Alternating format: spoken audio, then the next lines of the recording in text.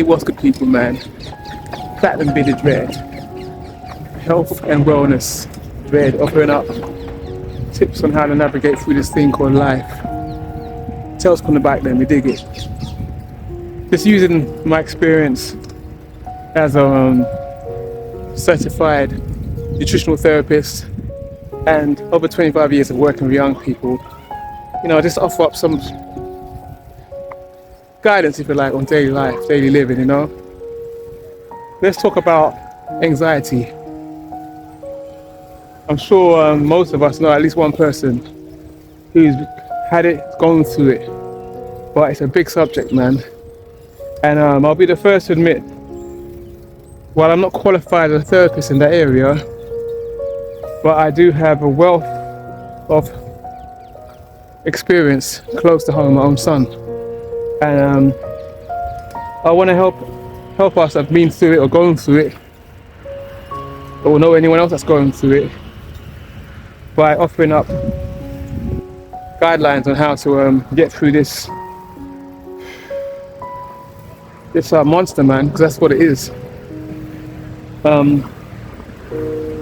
Thing is, most of us, probably all of us, at one time or another, have experienced some form of anxiety. That uneasy feeling, when you're about to do something new, that uncomfortable feeling. Whether that's sitting an exam or, a job interview, or even performing on stage. Like, look at myself. I'm a musician, singer, yeah, and in the early stages of my journey as an artist, singer, I would be told I'm doing a performance, and I'd be all sweating and nervous about it 2 to 3 weeks before the said date. Yeah, man. Whereas now, I don't even think about it. You know what I mean?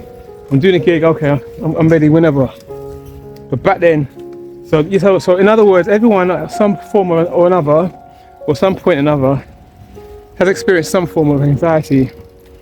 And it's actually quite natural, because of the body's natural survival mechanism, if you like, protecting it from potentially going into something harmful or the unknown. For most of us, it just seems natural that the unknown is a little bit scary. However, for others, when they have a proper anxiety disorder, it's far more serious, affecting a person from functioning in everyday life, and that's when it requires professional help. Let's look at the stats, man. According to the Behavioral Scientists Journal, based in America, there was an increase in anxiety of 50% after the worldwide lockdown in 2022. That's like 6 times higher than previously. According to the Young Minds website, 33% of young people were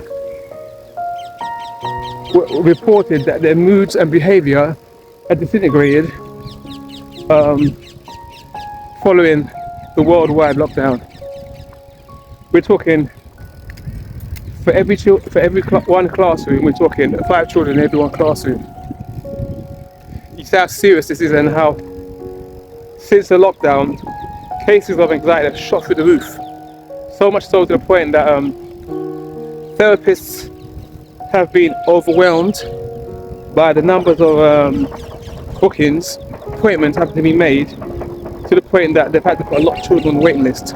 And this hasn't stopped since the lockdown, it still continues today. So what exactly is anxiety? Well, a general term is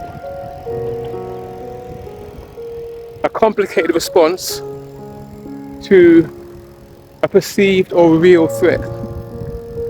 And the symptoms, if you like, can range from dizziness to heart palpitations and increased heart rates, sweating, and all manner of things in between.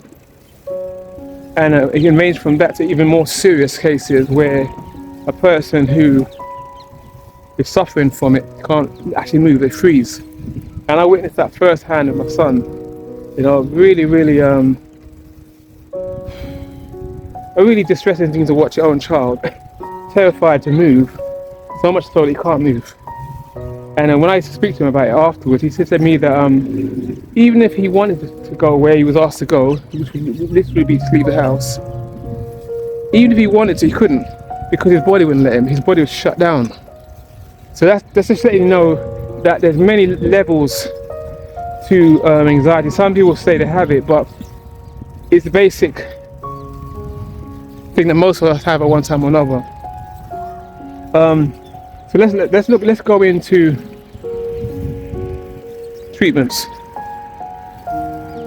Well, there are a number of treatments. The first one, the most, I would say the most sought after is therapy.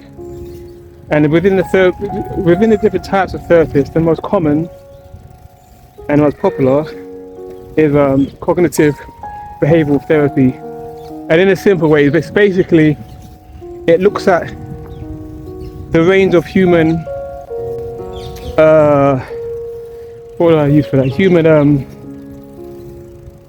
emotions, if you like thoughts, feelings, physical sensations, and it sees them as all interconnected and all affected by a certain event. They're not single, they're all interconnected. So how they deal with it is by breaking each one down and dealing with them in small chunks, piece by piece. So that's cognitive behavioral therapy. And then you have breathing techniques. Breathing in general has long been known to calm the nervous system, which is why you see a lot of expert yogis and yoga students very calm, man. But it's long been known to calm the nervous system. And even something basic like closing your eyes. I used to get my son to do this. Close your eyes and just simply breathe. Don't worry about how many counts, just simply breathe.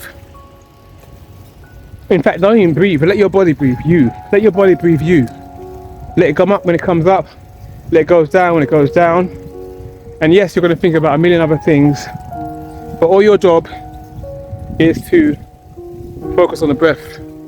No matter what comes in and out, no matter how many millions of thoughts, how many fears, pictures come up in your head, just focus on, 1 second. Just focus on your breath. And let the thoughts glide in and out. Just like the clouds when you look up in the sky, they just keep moving. And that can play a significant role in helping to calm the nervous system and deal with anxiety. The next one would be medication. Now, I'm gonna keep 100% real on this one. I don't personally favor medication.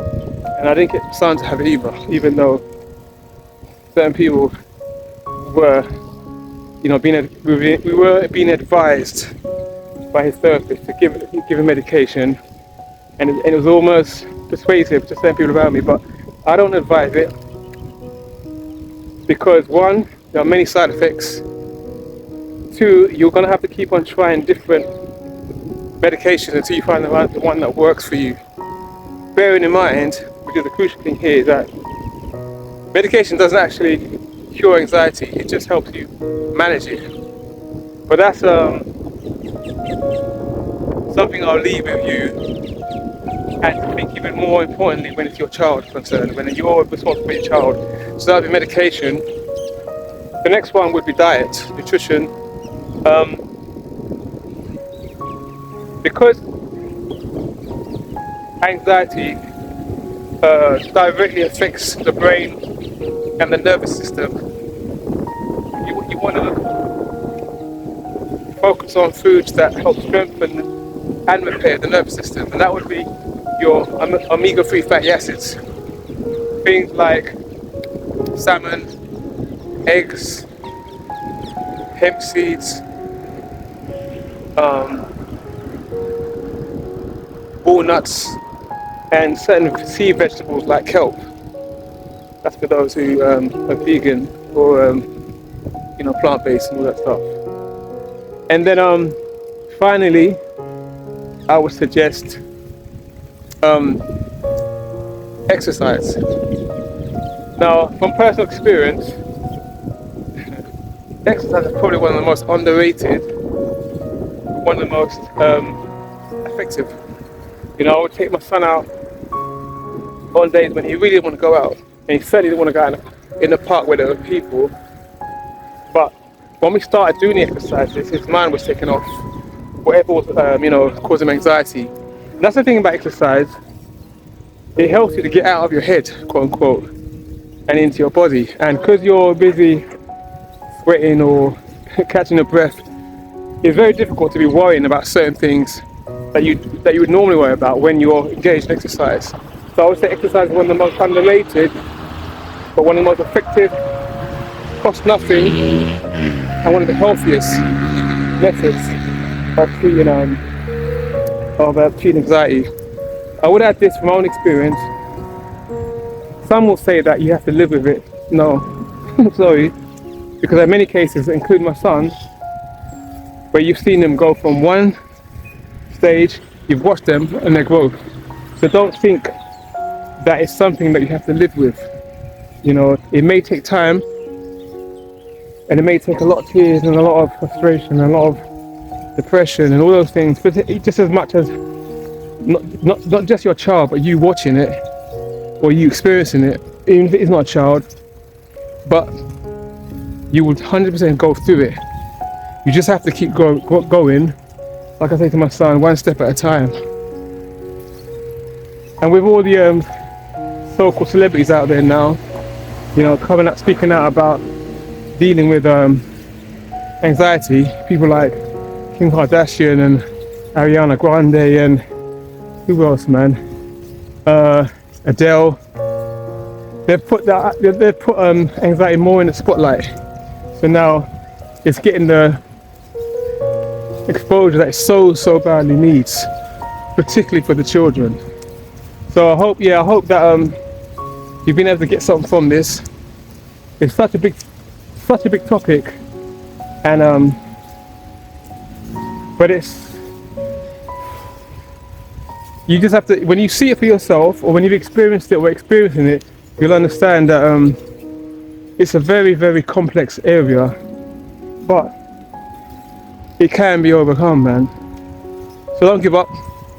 Anyway, let me know your thoughts, man. Write in the comment section, whether it's been you or your child or someone you know or a loved one who you've watched go through anxiety or going through it, and how you dealt with it, what method you used, what your thoughts are on the methods. I'd love to read it, man. Anyway, until we meet again, Platinum Bearded Red. Oh, you don't forget, like and subscribe and all that good stuff. Then we can do this again. Tell us when about them. Yeah, mate.